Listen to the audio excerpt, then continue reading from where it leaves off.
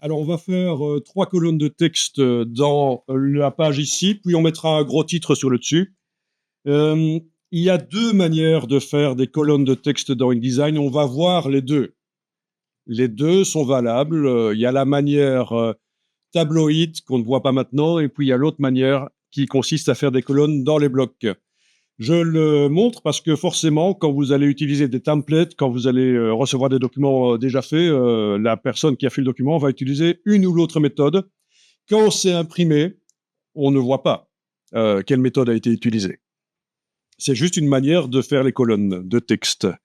Donc, avec l'outil texte, vous allez positionner le pointeur en haut à gauche de la marge rose, appuyer et bouger. Et normalement, c'est magnétisé, ça va coller, vous voyez. Si, après avoir fait ça n'est pas bien collé, vous prenez la flèche noire et vous bougez la poignée et vous repositionnez avec la flèche noire de la palette des outils. Alors, c'est un bloc texte, forcément, parce qu'on l'a fait avec l'outil texte. D'office, c'est un bloc texte. Ce qu'on peut faire, c'est pour la démonstration, lui mettre un fond coloré, parce que c'est vrai que si on clique à côté, il n'est pas activé, on ne voit pas qu'il est là. Et si on clique sur lui, ses poignées apparaissent, on voit qu'il est là. Donc, vous le sélectionnez comme ça, il faut que sa construction soit visible. Et dans la palette des outils que vous avez mise en 2 colonnes, vous avez le choix de changer la couleur du contour ou du fond.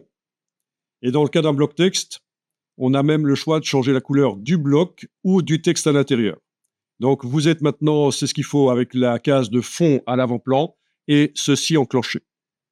Et alors, on va aller chercher le nuancier parce que oui, on peut techniquement double-cliquer là-dessus. Ça fait apparaître le sélecteur de couleurs et on pourrait choisir la couleur. Mais ce n'est pas conseillé du tout. Il vaut mieux dans InDesign utiliser le nuancier. Comme ça, la couleur est accessible par le nuancier directement. Ça a plein d'avantages, le nuancier. Et le nuancier, vous l'avez avec la touche F5 sur le clavier. Essayez la touche F5 sur le haut du clavier. Et sinon, où est-ce qu'elle se trouve réellement? Menu fenêtre, couleur, nuancier. Menu fenêtre, couleur, nuancier. C'est là que vous voyez que le raccourci F5 est attribué au nuancier d'office dans InDesign. Ceci dit, voilà, vous avez dans les menus des choses. Par exemple, voilà, typiquement, la palette dégradée, elle n'a pas de raccourci clavier. Si vous devez souvent aller chercher la palette dégradée, il va falloir créer un raccourci parce que sinon, vous devez chaque fois aller dans le menu, c'est ennuyeux. Et dans les logiciels Adobe, les raccourcis clavier, on les crée par le menu édition raccourci clavier. On ne va pas le faire ici, mais je vous dis que c'est là que ça va se passer. Parce qu'on n'a pas le temps de le faire, mais c'est pas difficile à comprendre la manière dont ça fonctionne, la création de raccourcis clavier. Voilà. Je vous informe que si vous utilisez des logiciels qui ne sont pas Adobe et que vous devez aller souvent dans un menu chercher quelque chose et qu'il n'y a pas le raccourci, eh bien, par le système d'exploitation Windows ou par le système d'exploitation macOS sur les Mac, il est possible dans n'importe quel logiciel d'ajouter des raccourcis clavier. Comme ça vous évite de devoir chaque fois aller dans le menu. Oui, parce que les autres logiciels non Adobe, ils n'ont pas nécessairement un éditeur de raccourcis clavier. Ils ne sont pas tous avec ça. OK. Comme ça, vous êtes au courant. Et être au courant, c'est déjà la moitié du chemin qui est fait, oui. Voilà. Alors, il y a une règle, évidemment, en informatique, c'est que si vous faites quelque chose de répétitif et ennuyeux, et ça vous prend des heures, il faut absolument arrêter de le faire. Et aller voir sur Google, Google est votre ami, ou Bing, ou autre, quels sont les automatismes. Parce que je rencontre trop souvent des gens qui, je leur explique comment automatiser, comment faire quelque chose, et c'est la cata, hein. Ils sont à moitié, ils sont presque en train de pleurer, quoi. Mince, ça fait des années que je perds des heures à faire ça, et en 3 minutes, on peut le faire. Mais oui, mais il fallait arrêter de le faire et aller voir sur Google s'il n'y a pas quelqu'un qui a inventé un système. Donc, voilà.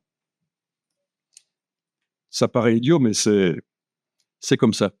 Bien, alors on va enregistrer le fichier enregistré sous, et cette fois-ci, on va lui donner le nom bloc 3 colonnes. Première méthode. Voilà. C'est déjà long comme nom, mais enfin, vous mettez le nom que vous voulez. Moi, je vous suggère ce nom-là. Après, vous mettez le nom que vous voulez. Tant que vous vous y retrouvez après. Si vous voulez replonger dans vos fichiers, ce sera bien. Bon, donc on peut cliquer avec l'outil texte si on veut. Ah oui, on était en train de mettre la couleur, ok, sur le fond, excusez-moi. Donc vous avez déjà des couleurs existantes, bien sûr, il y en a plein d'autres qui sont disponibles. Vous allez mettre une couleur de fond, ça marche, vous le voyez. Bon, c'est un peu trop présent, hein. On va teinter, c'est-à-dire qu'on va dire que la couleur, l'encre cyan, là, on va la teinter. Voilà, le but, c'est juste d'avoir, et je vais mettre autre chose que du cyan parce que mes vecteurs sont bleus sur ce calque-là. Voilà. Je vais mettre du vert, c'est bien, voilà. OK. Donc du vert que j'ai teinté à peu près, vous mettez une teinte pour qu'il soit plus discret. Comme ça, on voit le bloc même quand il n'est pas sélectionné, et par la suite, on enlèvera la couleur s'il faut imprimer. Donc, ce que vous pourriez faire, d'abord, il faut que je dise que c'est un bloc texte et que vous avez différentes choses qui sont là. Vous avez ici des icônes, il y en a une qui sert pour faire des arrondis sur le bord du bloc, mais on peut les faire autrement. Il y en a une qui sert à attacher un objet sur le côté du bloc, ce qu'on appelle un objet ancré, mais c'est typiquement quand on fait des catalogues d'exposition, parce qu'on a des colonnes de texte et en face du texte, il y a des photos dont l'article parle. Et quand on bouge le texte, quand on ajoute du texte ou quand on en enlève, on a envie que la photo suive le texte. Donc on ancre la photo dans le texte. Objet ancré, eh bien c'est ici que ça va se passer, mais on peut le faire autrement aussi.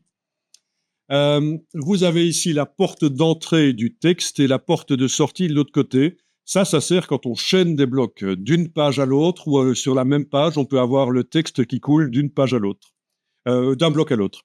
Donc, il y a des portes d'entrée et il y aura des petits élastiques qui vont relier les blocs. C'est ce qu'on appelle le chaînage de texte.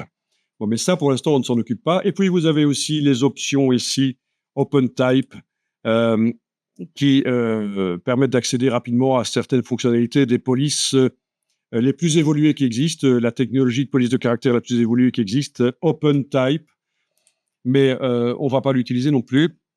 Alors, vous allez, on peut le faire dans un sens ou l'autre, d'abord créer les colonnes, puis mettre le texte, ou mettre le texte, puis créer les colonnes.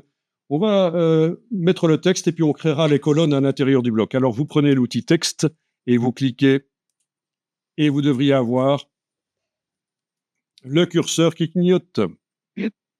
OK. Alors, quand je vous disais que on voit des outils traditionnels, ceci, c'est bizarre quand même comme outil, non? Vous voyez ce que c'est? Voilà. La technologie de Gutenberg. Bon, les caractères mobiles en alliage, ça existait déjà depuis plus de 1000 ans en Chine, mais c'était du bois gravé.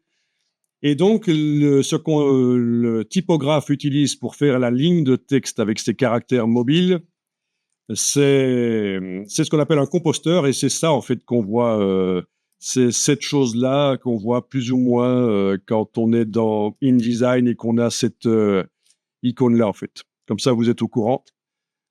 Alors, ce qui est intéressant ici à voir avec la typographie, c'est que le typographe va chercher les caractères mobiles dans une boîte avec des, comment dire, des petites cloisons, quoi, des cloisonnements. Voilà.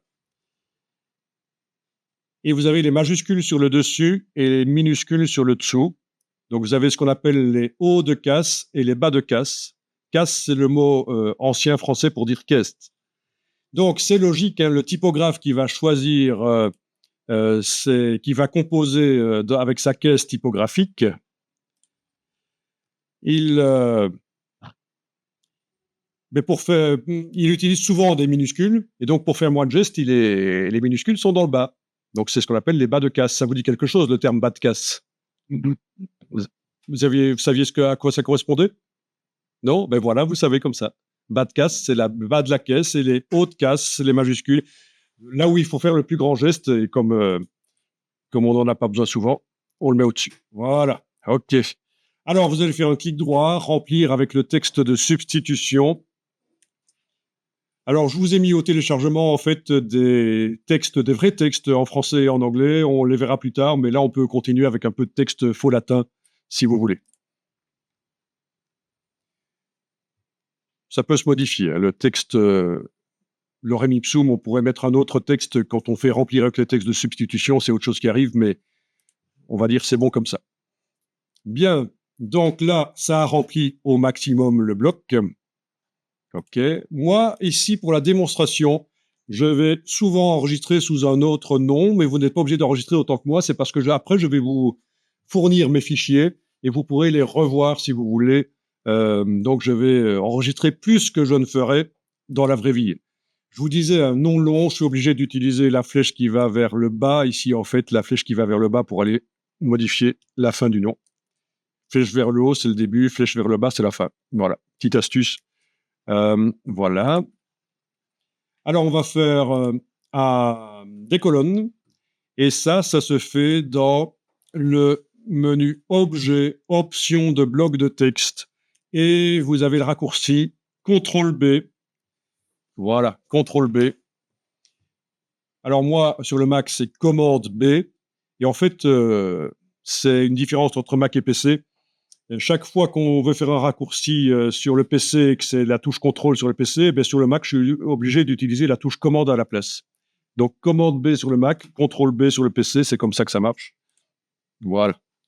Les options de bloc de texte, vous pouvez bouger. Vous avez une case aperçue. Alors, si vous n'avez pas la case aperçue, qu'elle est grisée et qu'on ne peut pas l'enclencher, c'est que votre bloc n'est pas sélectionné avec la flèche noire. Ah ben oui. Et là, vous avez le nombre de colonnes et on va mettre 3. Normalement, vous devriez déjà maintenant voir qu'il y a 3 colonnes de texte. Donc, c'est ce qu'on appelle, là je vais cliquer sur OK, c'est ce qu'on appelle du texte en drapeau ou aligné à gauche. Ça veut dire qu'il colle sur la gauche et sur la droite, il ne colle pas nécessairement. Alors, il y a des césures. On va voir qu'il faut éviter d'avoir ceci, par exemple, 2 césures consécutives. Il faut interdire ça à InDesign. Donc, on fera le réglage de césure pour avoir du beau texte typographique. La césure, c'est lié au style de paragraphe du texte. Donc, dans le style, on a dit que si la césure doit se faire ou pas, et quelles sont les limites de la césure. Est-ce qu'on accepte les césures sur les mots à majuscules, sur la fin de la colonne, le mot en fin de colonne, est-ce qu'il peut être... ben non, il faudra désenclencher ça. La fin de la page aussi. Plusieurs césures de suite, est-ce qu'on accepte ou pas? Ben non. Donc tout ça, c'est lié au style de paragraphe. Et dans les titres, par exemple, est-ce qu'il faut de la césure ou pas? Souvent, on a tendance à dire que non, il ne faut pas couper les mots, mais c'est un genre, maintenant, on est assez libre au niveau mise en page quand même. On rencontre souvent dans les magazines des gros titres en plusieurs lignes avec de la césure. C'est graphique, ça peut être intéressant. Donc, les règles sont là pour être contournées. Donc, je vous montre ici quelques exemples au hasard de magazines. Ça, c'est du texte justifié. Bon, c'est un modèle parce que c'est du lorem ipsum. Hein. C'est un truc à télécharger et à modifier. C'est du texte justifié, il colle de chaque côté de la colonne. Vous allez voir que pour faire du texte justifié correct, il faut modifier 2-3 petits trucs dans InDesign, sinon ça fait des grands espaces entre les mots, c'est moche. Il y en a beaucoup qui utilisent InDesign qui ne connaissent pas ça, et alors ils font du texte justifié, et on a des grands espaces entre les mots, c'est tout à fait moche. Ici, c'est du texte en drapeau. Voilà.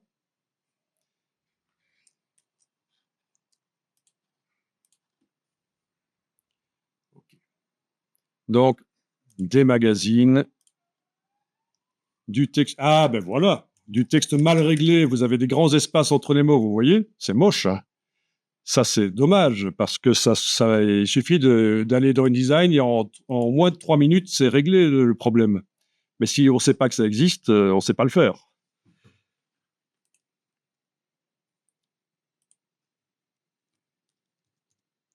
texte justifié, c'est un peu flou, hein, désolé, c'est juste la recherche ici. Texte en drapeau, artistique ici, hein, on peut dire que c'est assez artistique.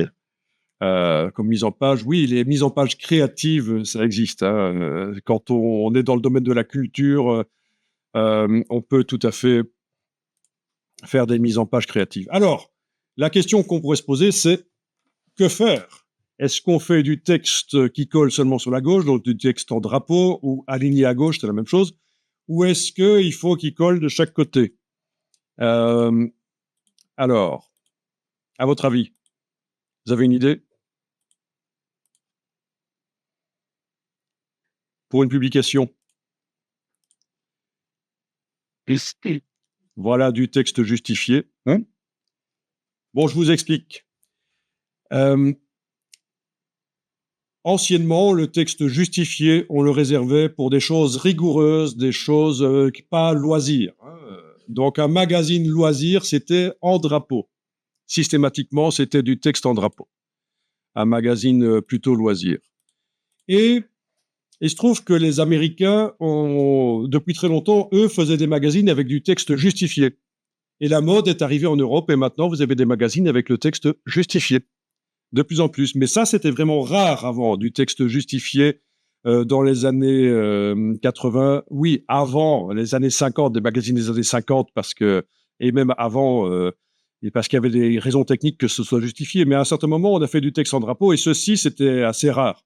Donc, maintenant, du texte justifié qui colle de chaque côté de la colonne, ça passe même pour des choses loisirs, ça passe. Il n'y a pas de problème. Donc, choisissez l'un ou l'autre. Malgré tout, le texte en drapeau est quand même un peu plus relax et sympa. Mais vraiment, c'est un choix. Alors, ce qu'on remarque souvent dans les magazines, c'est que pour donner un côté un peu plus haut de gamme, et ça c'est typique, si je prends un magazine pour adolescentes, vous allez voir, les lignes sont très serrées, et là, c'est plus espacé, on a augmenté l'interlignage, ça c'est typique, ça donne un côté plus haut de gamme, on en parlera. Mais c'est l'occasion de le voir. Donc, ça n'a rien à voir avec la question de la justification, mais je mets ici l'information. Si vous voulez donner un côté plus haut de gamme à vos publications, augmentez l'interlignage de manière exagérée. Et j'ai déjà vu bien pire que ça, encore plus. En plus, ça a l'avantage, il faut écrire moins de mots, tant qu'à faire. Voilà. Vous voyez, le titre ici, c'est assez artistique, ce genre de titre, même avec de la césure, c'est... Avant, on aurait pu considérer que c'est une mauvaise mise en page de faire ça, mais maintenant, ça passe. On est beaucoup plus libre. Oui, parce qu'il faut se différencier, il faut donner un côté sympa, et donc le fait de faire des choses bizarres comme ça donne un côté sympa. Ok. Alors, depuis que vous avez mis les colonnes, il n'y a plus assez de place pour montrer dans le bloc tout le texte qu'on avait mis. Et c'est pour ça que vous avez en bas à droite une croix rouge qui apparaît. Ça indique qu'il y a du texte en excès. Depuis lors, vous avez également dans le bas de la fenêtre du document une erreur. C'est ce qu'on appelle le contrôle en amont. C'est une espèce d'assistant qui, avant que vous envoyiez le document à l'imprimeur, vous dit quelles sont les erreurs qu'il y a dans le document. Et par exemple, du texte en excès, c'est une erreur. Vous n'avez pas d'erreur? Ça, c'est très surprenant. Mais c'est pas grave, on va voir. Écoutez, faites ceci. Vous allez prendre la poignée du dessus avec la flèche noire et la baisser pour laisser de la place pour le titre. Voilà, allons-y. Vous pouvez baisser à l'œil, hein, je vous ai pas dit de combien fallait baisser, sinon je vous aurais dit de faire un déplacement ici au-dessus. Oui, je vous aurais dit de faire un redimensionnement là au-dessus. Mais voilà, là vous l'avez. OK. Après, on refera un redimensionnement précis, vous allez voir. Donc, bien. Accrochez-vous. Du texte en excès. Donc, qu'est-ce qu'il faut faire? Ben, c'est ce que le contrôle en amont vous dit, hein. Il est ici le contrôle en amont. Dans la petite flèche là, vous avez le panneau de contrôle en amont. Sinon, on le trouve aussi dans le menu Fenêtre, Sortie, Contrôle en amont.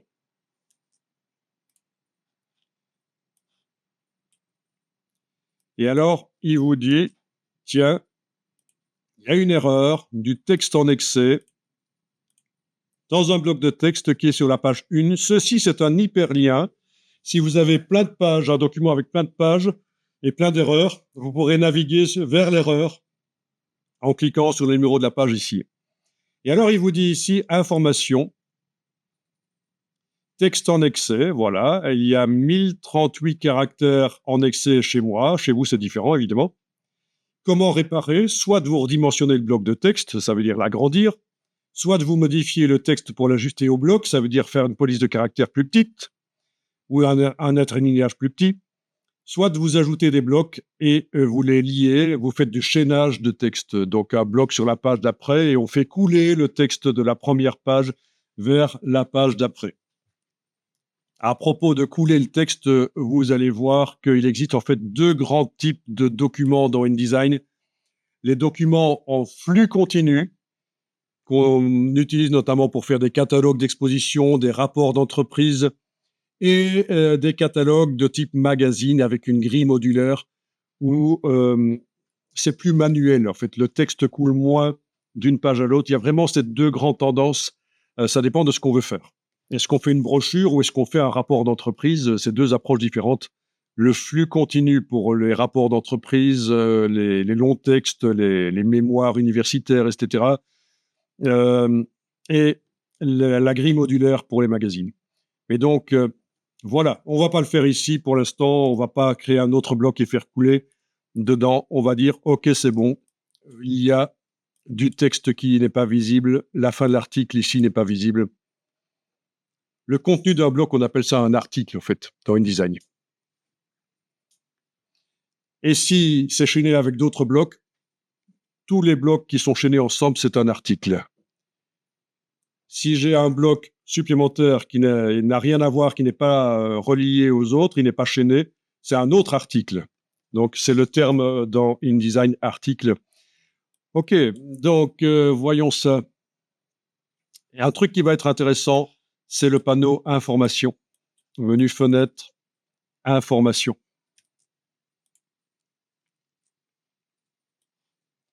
Alors, dans le panneau information, vous avez votre bloc qui est sélectionné, il faut, et vous allez en fait mettre le curseur, le texte, l'outil texte, vous allez le mettre n'importe où dans le bloc. Et là, vous avez des informations supplémentaires en principe. Pourquoi? Ah, OK, il a fallu qu'il calcule. OK. Donc ça vous montre que dans le bloc, il y a, dans mon cas, 4029 caractères, mais il y en a 1037 qui ne sont pas visibles parce qu'ils sortent du bloc, il n'y a pas la place pour les montrer. Il y a 610 mots, il y en a 162 qui sont en dehors du bloc. Le nombre de lignes et de paragraphes, il ne peut pas les calculer puisqu'il y a quelque chose qui sort du bloc. À quoi ça pourrait servir, ça? Eh bien, quand vous mettez au point une publication récurrente qui va devoir être rééditée, une nouvelle version chaque semaine, chaque mois ou chaque 2 mois, ne m'emmenez pas sur ce terrain, elle est bimensuelle et bimestruée. Il faudra que j'aille voir pour me souvenir dans Wikipédia. Mais ça peut servir à dire, tiens, le rédacteur de la rubrique jardinage, par exemple, voilà, tu dois faire un article, tu dois rédiger un article de 600 mots. Si tu fais moins, il y aura du vide, c'est pas très grave. Si tu fais plus, ça va pas tenir, on devra réduire la taille du caractère ou l'interlignage. Donc voilà à quoi sert ce petit calcul. Indiquer au rédacteur de combien de mots il dispose. Où il y a des gens qui sont payés au mot, en fait, hein, pour rédiger. Mais enfin, tout change maintenant avec l'IA, c'est un peu la cata au niveau des rédacteurs, mais bon, comme un peu partout d'ailleurs. OK, donc panneau information, je peux le fermer, contrôle en amont, je peux le fermer. Vous avez eu les informations sur l'erreur qui disparaîtra quand ce sera résolu, en fait, quand tout le texte qui est dans le bloc apparaîtra. OK, alors vous allez on va faire en sorte d'avoir tous et toutes le même espace au-dessus. Alors voilà, vous sélectionnez le bloc avec la flèche noire. Est-ce que vous avez bien la barre contrôle là au-dessus? OK, vous avez ceci, cette petite grille. Vous allez cliquer sur un des carrés du bas. Celui du milieu, par exemple. Et ça indique que quand je vais redimensionner le bloc avec la largeur et hauteur, mais c'est la hauteur que je vais modifier en fait, eh bien, c'est cette partie-là qui ne bougera pas et le reste pourra bouger. Donc, on a punaisé en quelque sorte le bas du bloc qui est actuellement sélectionné. Eh bien, on va y aller. Vous allez taper par exemple 200 ici, 200. La touche tabulation sur le clavier pour valider ce qu'on met, et ça devrait bouger, mais pas le bas. C'est le haut qui bouge, voilà. Parfait. Oui. J'ai pas le l'éditeur. Donc, la barre du dessus, déjà, il faut qu'elle apparaisse. Contrôle, et tu n'as pas les petits carrés avec ton... Je sélectionne qu'est-ce que j'ai. Est-ce que le bloc est sélectionné avec la flèche noire? Pas de plein feu derrière. Voilà, le bloc, j'ai demandé qu'il fasse 200 mm de haut, et c'est fait. Alors, vous verrez plus tard que ces petits cartouches sont des calculatrices. On sait ajouter, soustraire, multiplier, diviser grâce à ces petits cartouches. On appelle ça des cartouches. Et on sait faire ça en mélangeant des mesures, des centimètres, si on veut, avec des millimètres, etc. Donc ça peut être intéressant. Vous allez voir rapidement ça. OK, alors ici, je vais vous demander de créer un bloc avec l'outil texte. Vous commencez sur le dessus de la marge et on va aller le faire coller à l'autre bloc. Voilà. Vous verrez quand vous faites des changements de format par la suite, passer d'horizontal à vertical ou d'un petit format vers un grand ou inversement, c'est important que les blocs, d'une manière ou d'une autre, collent aux règles roses qui apparaissent. Là, pour l'instant, il n'y a que les marges qui sont roses, mais on peut ajouter plein de lignes verticales et horizontales, et le fait que les blocs collent à ça va aider à la transformation du format. Alors ici, on va cliquer avec l'outil texte dedans et vous allez taper un titre, taper 2 mots par exemple. Si.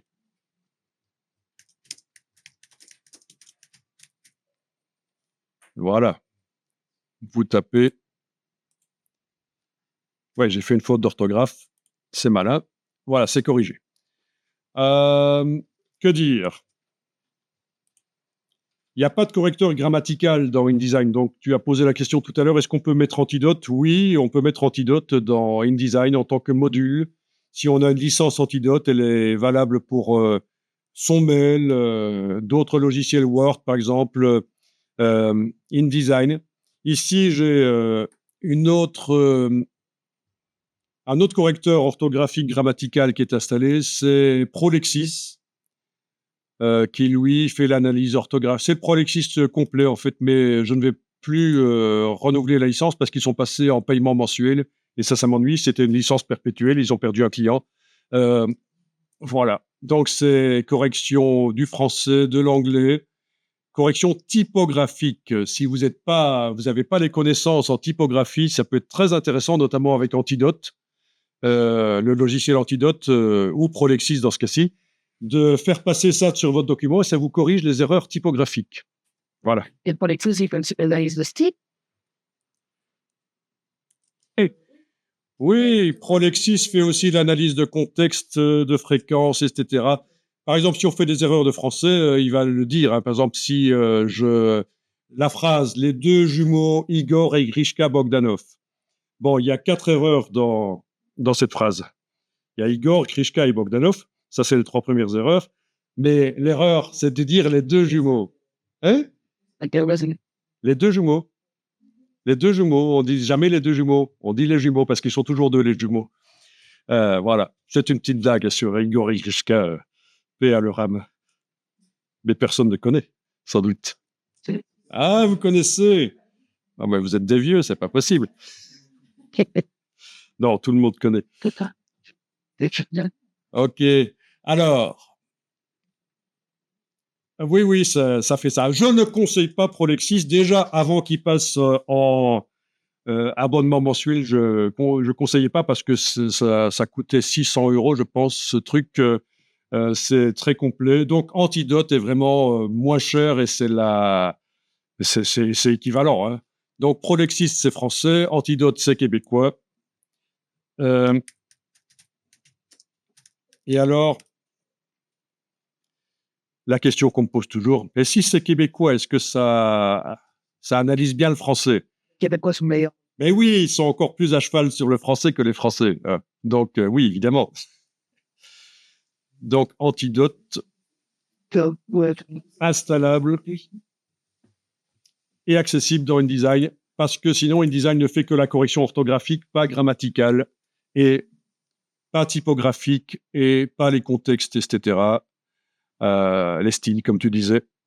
Voilà. OK, je vais enregistrer, moi, le document. N'hésitez pas, si vous avez des questions, posez-les. Au moins, il y aura quelqu'un d'intéressant qui parlera dans la salle, du coup. Shakespeare. Voilà.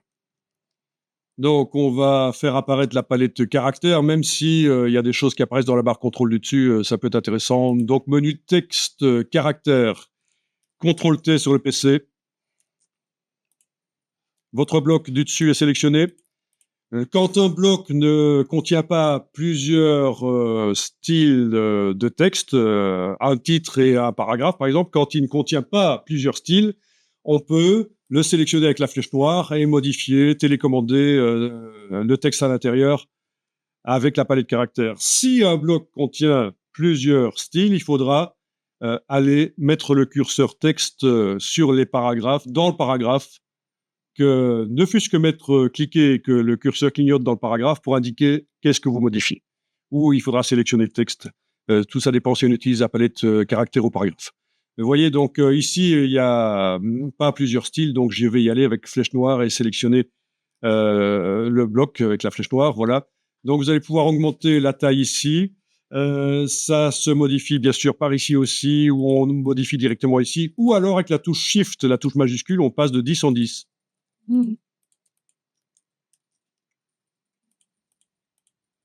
Voilà.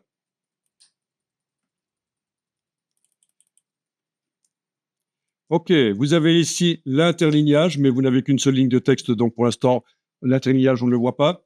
Ce sera pour plus tard, quand on verra en dessous éventuellement. C'est indiqué entre parenthèses. Ça, c'est quand vous voyez quelque chose entre parenthèses, ça indique que c'est pas vous qui avez choisi, c'est le logiciel qui a choisi pour vous. Et c'est 120% de la taille du caractère. Donc, quand vous parce que c'est réglé comme ça dans les préférences, que l'interlignage par défaut est 120% de la taille du caractère. Ici, c'est 65 points mon caractère. Je prends ma petite calculette de capitaliste. 65, on a dit, idiot. Déjà, comme ça commence mal. 65 divisé par 100 fois 120, ça nous fait 78. Est-ce que c'est bien ça? Oui, c'est bien ça. Donc, c'est 120%. Voilà. Bon, j'ai fait le calcul bizarrement, mais ça marche. Bien, donc, vous avez ici le réglage de l'approche globale.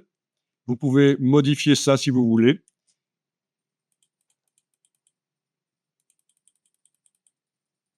OK.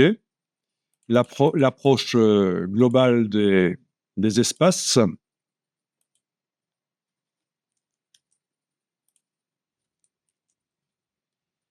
OK. Donc, en général, pour donner un côté plus haut de gamme, on espace les caractères. C'est typique, les marques font souvent ça, des caractères très espacés, ça donne un côté plus haut de gamme. Ça dépend de ce qu'on veut faire passer.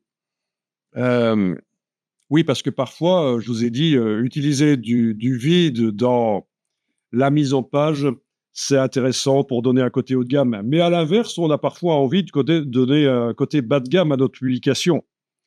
Ah ben oui, si je vends des outils ou enfin n'importe quoi, des produits, et que je clame partout que je suis le moins cher et qu'on est le moins cher, super économique. Si vous diffusez un catalogue avec plein d'espaces vides, les gens vont dire, ben ouais, ils sont les moins chers, mais t'as vu, ils ont un catalogue qui est super luxueux. Il y a, ils vont pas dire il y a plein d'espaces vides nécessairement, mais ils vont le ressentir. Et donc, quand on veut donner une impression qu'on est vraiment le moins cher, on bourre. Vous avez ça typiquement pour euh, les toutes boîtes, en fait, les catalogues dans les magasins Carrefour, Auchan, etc. Si ça existe encore. C'est fort serré, quoi. C'est du remplissage pour donner une impression de bas de gamme. Parfois, on doit même traiter dans Photoshop les images pour donner l'impression que on a fait imprimer ça avec un mauvais, chez un mauvais imprimeur pas cher. Ah oui, on traite les photos pour les dégrader. Ah, c'est bizarre, mais enfin, c'est des stratégies, quoi.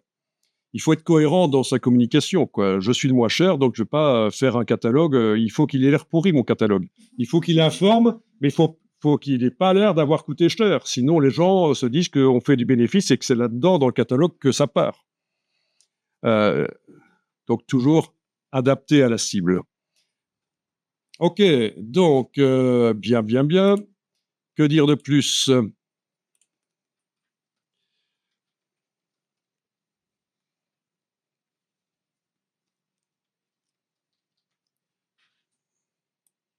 OK. OK, tiens, là, il ne l'a pas fait. OK. On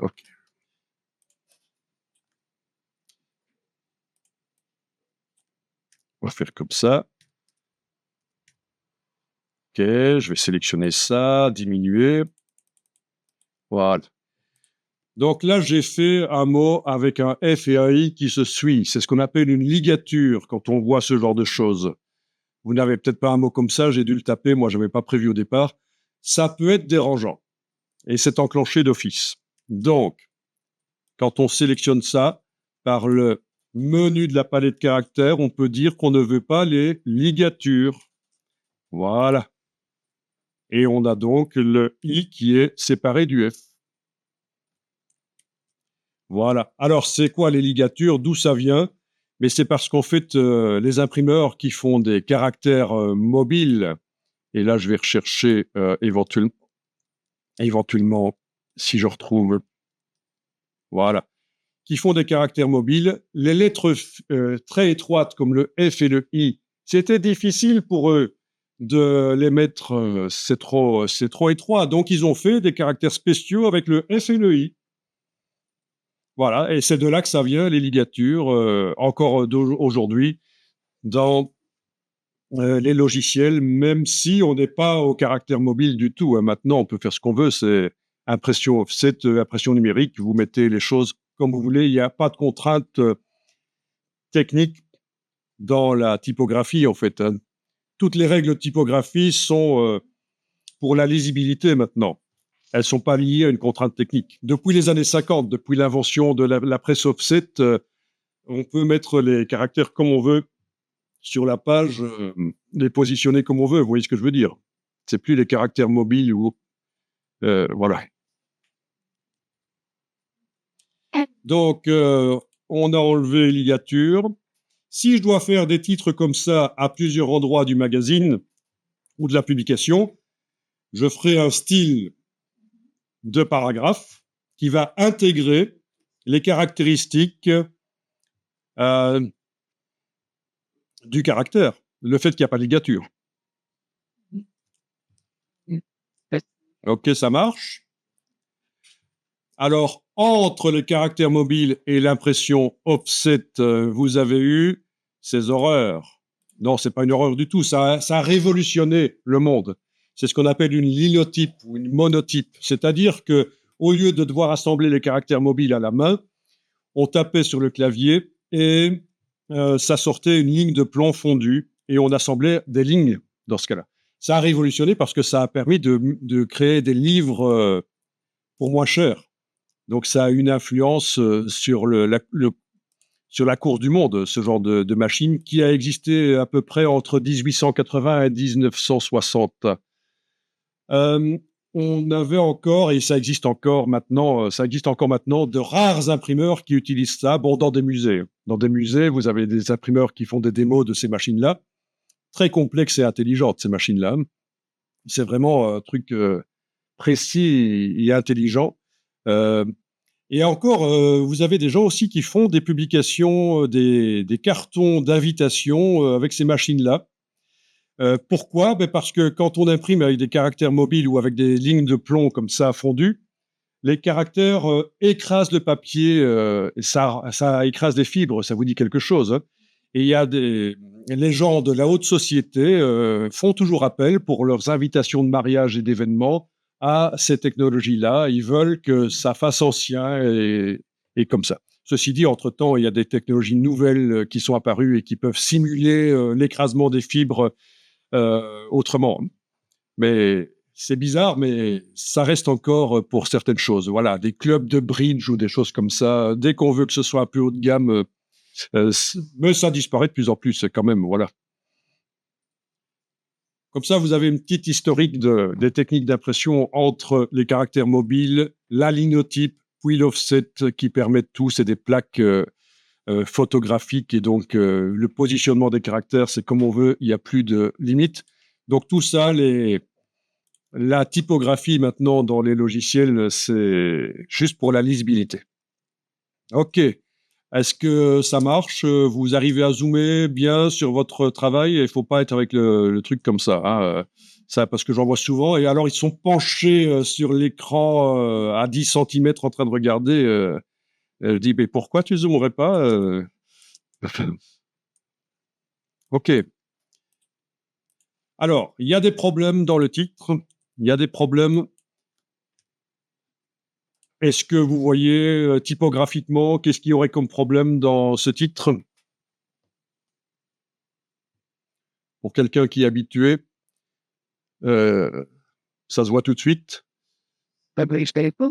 Non, c'est pas ça, parce que oui, on pourrait centrer, en effet, j'ai oublié de dire, aller dans menu texte, paragraphe, même si au-dessus, dans la barre contrôle, on a tout.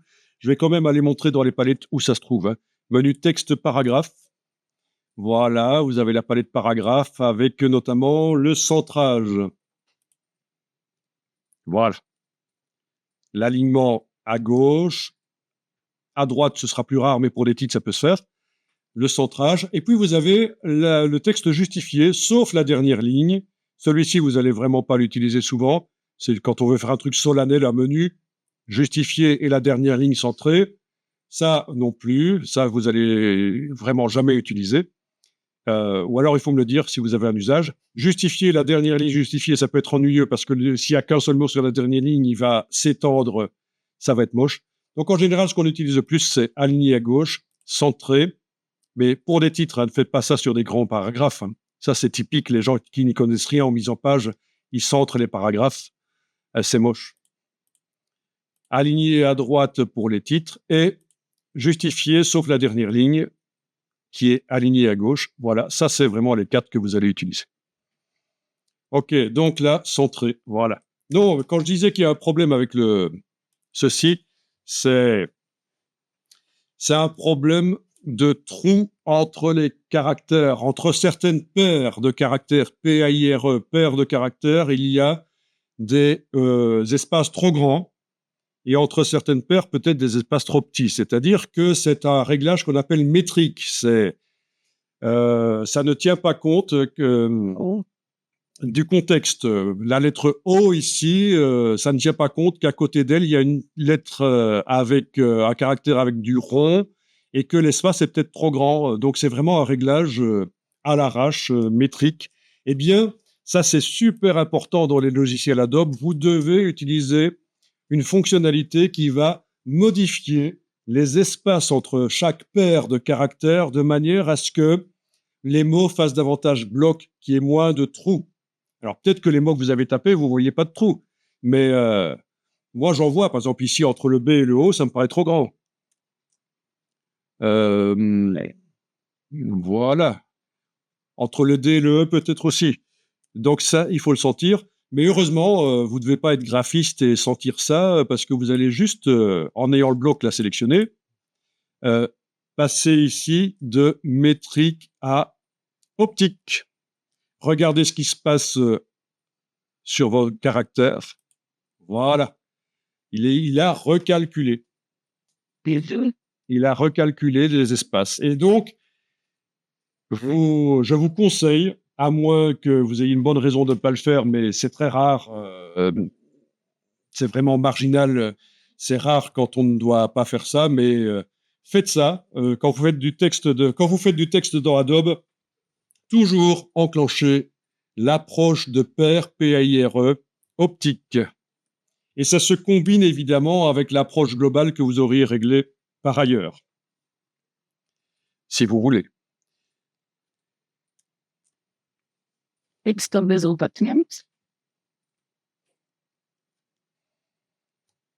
Donc ça existe aussi dans Adobe Illustrator et dans Adobe Photoshop parce qu'en fait, ces deux logiciels, Illustrator et Photoshop, vous connaissez peut-être vaguement.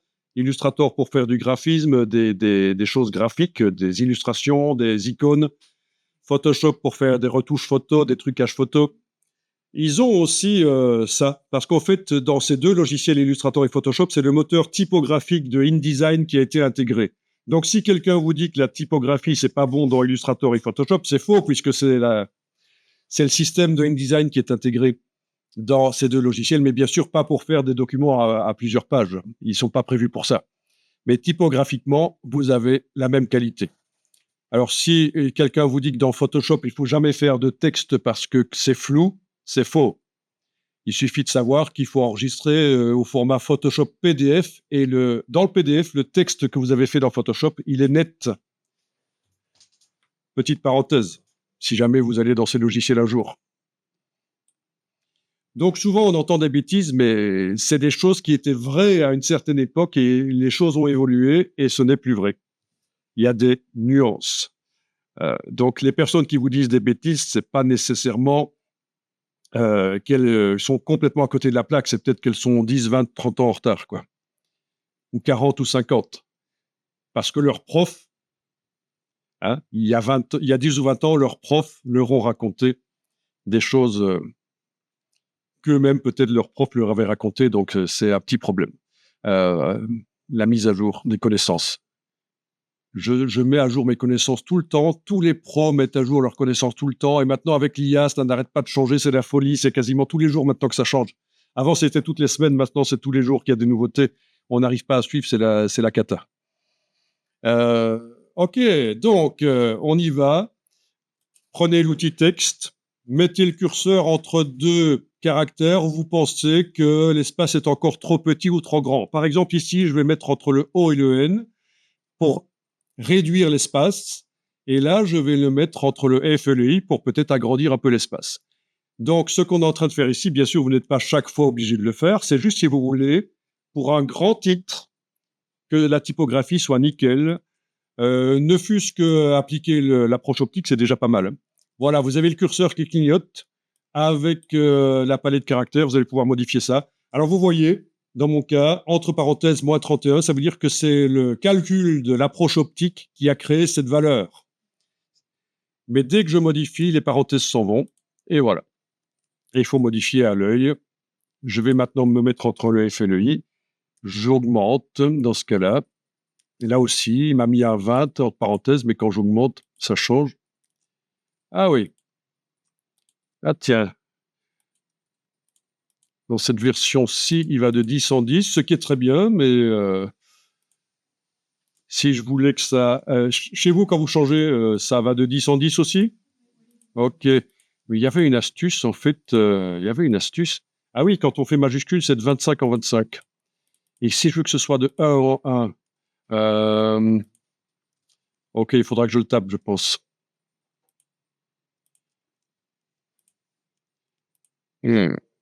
Ok, mais ça peut se régler dans les préférences si ça nous dérange que ce soit comme ça. Mais le fait que ce soit de 10 en 10, c'est très bien parce que de 1 en 1, c'est trop peu et ça demande de cliquer beaucoup.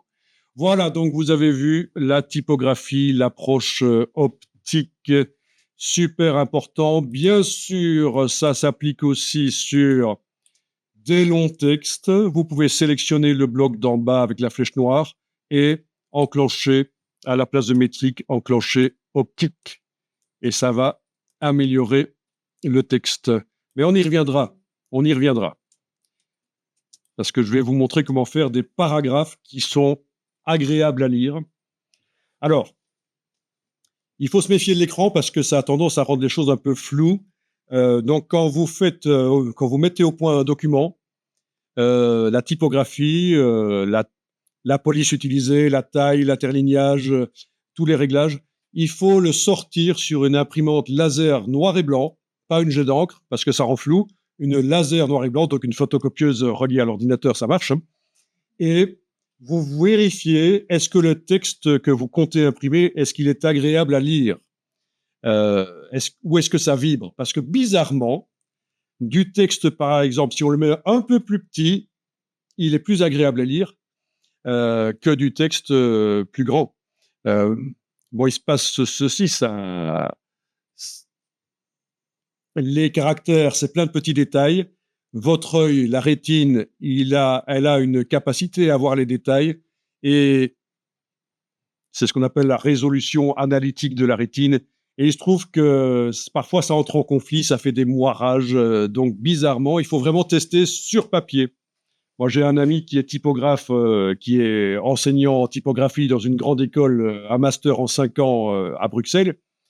Et il est désespéré parce que les étudiants d'aujourd'hui ne veulent plus acheter d'imprimante pour tester sur papier ce qu'ils font sur écran. Et ça, c'est une erreur.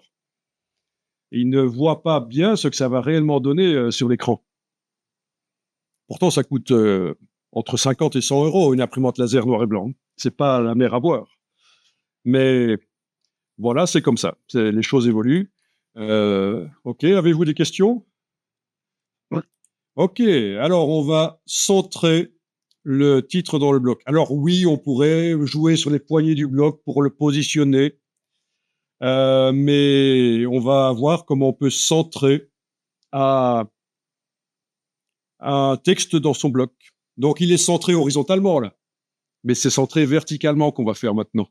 Alors c'est objet, option de bloc de texte, le raccourci CTRL-B sur le PC. Et ici en bas, vous avez l'alignement vertical et vous pouvez choisir centré. Voilà. OK. Alors il y a également ceci qui peut éventuellement aider. Option ligne de base. Ascendante, hauteur des capitales, vous choisissez et regardez ce que ça donne. Parfois, le texte va remonter un peu. Et ça pourrait vous plaire un peu plus. Voilà, œil, qu'on appelle aussi la hauteur d'X, on va en parler. Quelques toutes petites notions de typographie, vite fait. Donc voilà, pour remonter un peu, c'est une des solutions. On aurait pu aussi mettre une marge dans le bas du bloc, mais voilà, ça c'est une solution. Donc dans général, centrage vertical et éventuellement aller toucher un peu ici. OK, voilà. Bon, ici, ce que je propose de faire, c'est de mettre une couleur bien présente, bien vive. On va la créer pour le fond du bloc. De mettre le texte en blanc, parce que c'est plus classieux, ça a plus de classe quand on met une seule couleur. Donc, ce sera la couleur du bloc et puis le texte aura la couleur du papier. Et puis, on ira enlever la couleur sur le bloc d'en bas et on aura déjà un début de mise en page. Donc, vous avez la palette nuancier, F5.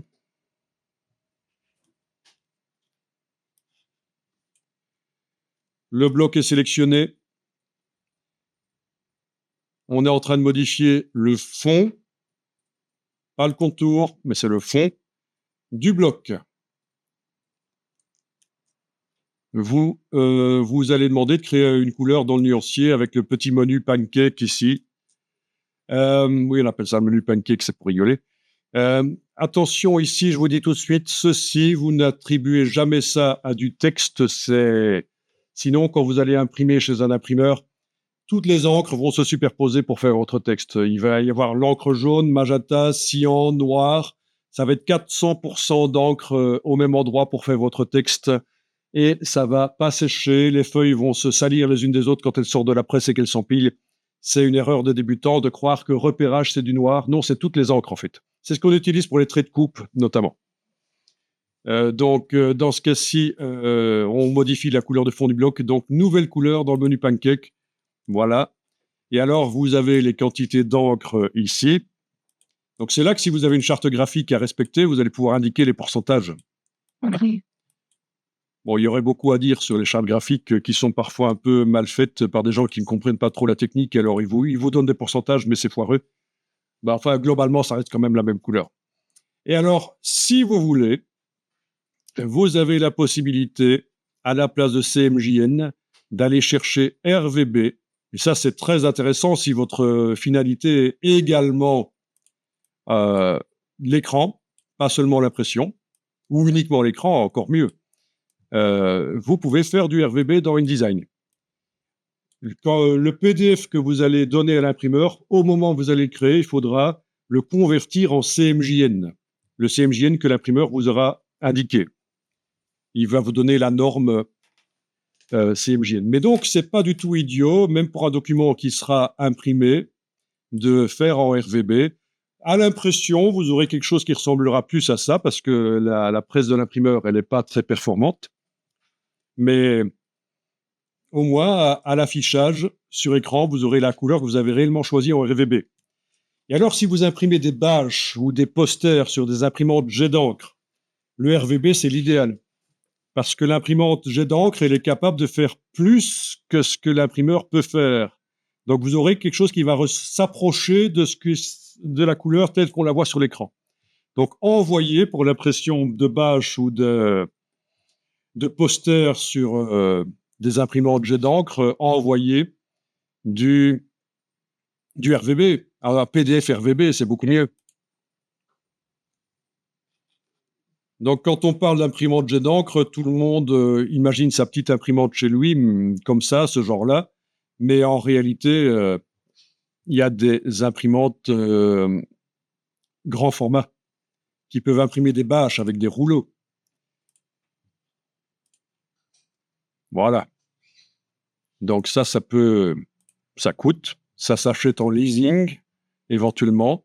Ça peut même imprimer du tissu pour faire des vêtements à la demande, des rideaux. Il y a de tout. Hein.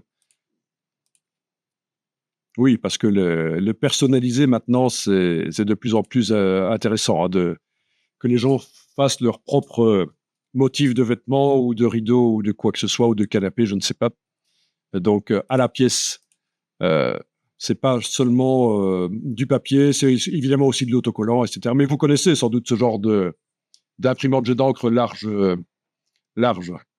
Donc voilà, du RVB, envoyer du RVB. À ça, si vous envoyez du CMJN, il est probable que vous allez envoyer le CMJN adapté à l'imprimeur. Et vous allez donc obtenir des couleurs ternes alors que l'imprimante est capable d'imprimer des couleurs vives. Ok, donc voilà. Et alors, en ayant le même bloc sélectionné, vous pouvez déjà ici, si vous voulez, indiquer que cette fois-ci, c'est la couleur du texte que vous modifiez. Et alors, quelque chose qui peut donner bien, c'est de mettre du blanc. Et en impression, le blanc, évidemment, c'est le papier. Enfin, pas toujours. Quand on fait du packaging, ça peut être du brun, le papier. Mais dans ce cas-ci, c'est du blanc. Donc, bloc sélectionné, mais on a indiqué que c'est la couleur du texte qu'on modifie maintenant, pas la couleur du bloc. Bien, on peut cliquer à côté. Enfin, on peut maintenant cliquer sur le bloc d'en dessous et lui enlever sa couleur. Donc, sa couleur de fond, vous l'enlevez avec la diagonale ici. Voilà. Le bloc d'en dessous sur lequel vous avez cliqué avec l'outil, avec la flèche noire.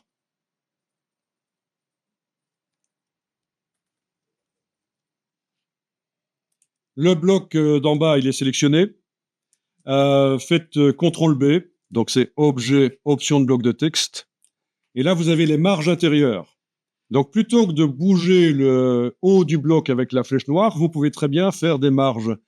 Et alors, si on modifie une des marges comme ça, vu que la chaîne est enclenchée, ça va modifier les 4. Donc, on va l'enlever, on va casser la chaîne. et on va modifier la marge d'en-tête. Comme votre bloc est sélectionné, avec la case aperçu cochée, vous voyez directement ce que ça donne derrière. Avec la touche majuscule, vous pouvez aller de 10 en 10. Voilà, on baisse le texte à l'intérieur, il est repoussé par une marge. OK. Alors, l'avantage des couleurs qu'on fait dans le nuancier plutôt que en double-cliquant là-dessus, c'est pas bon, ça, faites pas ça. Le faire dans le nuancier, c'est ce qu'il y a de mieux. L'avantage, c'est quoi? Ici, je vais cliquer à côté, rien n'est sélectionné. En réalité, il y a un lien entre la couleur du nuancier et les objets qui utilisent cette couleur. Si je modifie la couleur dans le nuancier, ça va modifier la couleur sur les objets qui l'utilisent. Donc, tester, cliquez à côté, rien n'est sélectionné, double-cliquez sur la couleur ici. C'est ce qu'on appelle le système de couleur globale. Case aperçu cochée, vous allez pouvoir voir derrière ce que ça donne quand vous modifiez. C'est pas parce qu'on fait une couleur RGB qu'elle doit être pétante forcément. Hein. On peut faire des choses qui sont dans la gamme imprimable des couleurs ternes, même si on est dans la gamme RGB. Et si on utilise le système de création RGB. Alors ici au-dessus, vous voyez que dans le PDF, le PDF qu'on donnera à l'imprimeur, la couleur là sera imprimée avec 4 encres cyan, magenta, jaune, noir. Il est possible d'ajouter une couleur supplémentaire. Vous avez entendu parler des Pantones, sans doute. Si on veut du fluo ou des choses comme ça, voilà, ou du vernis. C'est ça la différence ici. Ton direct et quadrichromie. Donc, c'est parce que c'est bizarre. On crée la couleur avec des mélanges de lumière, mais il est indiqué quadri là. Mais c'est juste la sortie dans le PDF. Oui. OK.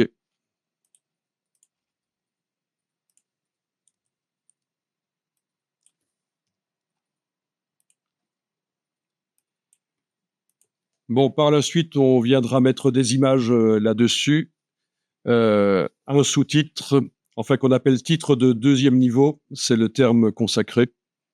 On ne parle pas vraiment de titre et de sous-titre.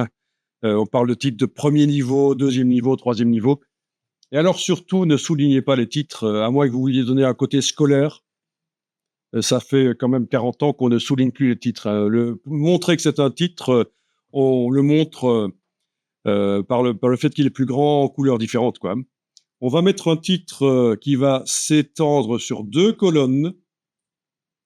Ah oui, il sera dans la première colonne techniquement, mais on va lui dire, tiens, tu peux dépasser sur la deuxième colonne.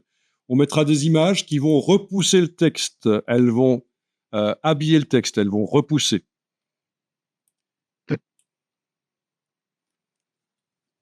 Bon, quelques notions rapides de typographie. On utilise la lettre la plus large minuscule et on appelle ça un quadratin. Et vous allez souvent rencontrer ça dans les mises en page. Vous avez le tiret quadratin qui a la largeur du M, le tiret demi-quadratin, tiers quadratin, vous voyez. Ici, vous avez les différents noms qu'on donne en français pour les caractères, les parties des caractères. Donc, les choses les plus importantes à connaître, c'est la descendante, donc ce qui dépasse, les ascendantes, ce qui monte.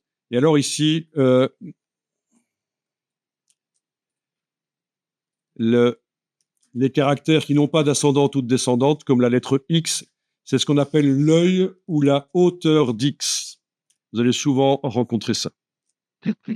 Voilà. Le corps, c'est la totalité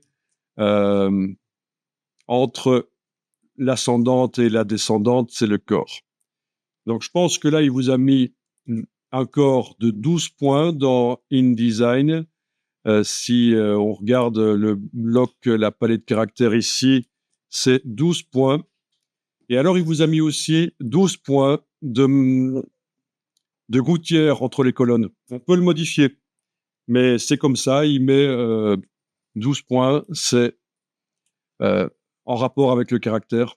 Mais c'est un peu serré comme colonne. Ce serait quand même mieux si on élargissait, on va élargir plus tard. Voilà. Vous avez la même chose, mais avec plus d'informations. Voilà. Et alors, vous avez deux grands types de polices de caractère, évidemment. Vous avez les polices qui ont des sérifs, c'est-à-dire les petites pattes, et des polices qui ne les ont pas, elles sont droites. Les polices suisses, on appelle ça les polices bâtons. Ça vient de l'Antiquité, en fait. Hein. Ces polices que vous connaissez, qu'on retrouve dans nos publications, c'est les Romains qui ont inventé ça.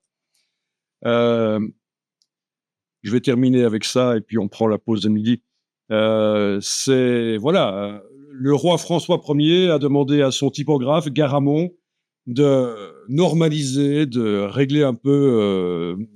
Ben oui, normaliser, c'est le but. Un roi fait ça, d'amener des normes en ce qui concerne la typographie. Et Garamond est allé rechercher ce qu'il y avait sur la colonne troyenne, les caractères romains. Et alors, pourquoi les petites pattes qu'on retrouve encore de nos jours, les sérifs qu'on appelle ça? Mais simplement parce que quand on fait de la gravure lapidaire, donc on grave dans la pierre, pour terminer la ligne, c'est plus facile de terminer avec ça. C'est incroyable hein, que ça se retrouve maintenant. Voilà. Ok. Eh bien, bon appétit. Merci. Donc, la couleur qu'on a faite là, qui est une couleur globale, c'est d'office dans InDesign. Ce sont des couleurs globales quand on les fait dans le nuancier. Donc, il y a un lien entre la couleur et le bloc. C'est intéressant. Alors, dans Illustrator, il faut demander que les couleurs soient globales. Dans InDesign, elles sont d'office globales. Et ça, c'est très intéressant parce que vous faites toute une mise en page avec des couleurs qui sont dans le nuancier. Vous n'êtes pas obligé, dès le départ, que les couleurs soient les bonnes. Vous pouvez mettre n'importe quoi comme couleur et puis après, vous double-cliquez dans le nuancier et ça modifie tous les objets qui utilisent cette couleur. Ça les modifie dans la mise en page. Donc, ça permet de faire des recherches après. Déjà, de se focaliser sur la mise en page et puis de faire des tests de différentes couleurs. Donc, les couleurs, en principe, oui, il y a une charte graphique qui vous les donne. Sinon, ça se prend pas au hasard. Hein. Il y a une charge culturelle avec les couleurs. Bien sûr, si on le fait dans le médical, on va prendre du vert, comme le vert des blouses des médecins, par exemple. Des choses à propos des voitures, ce sera typiquement du noir et du bleu.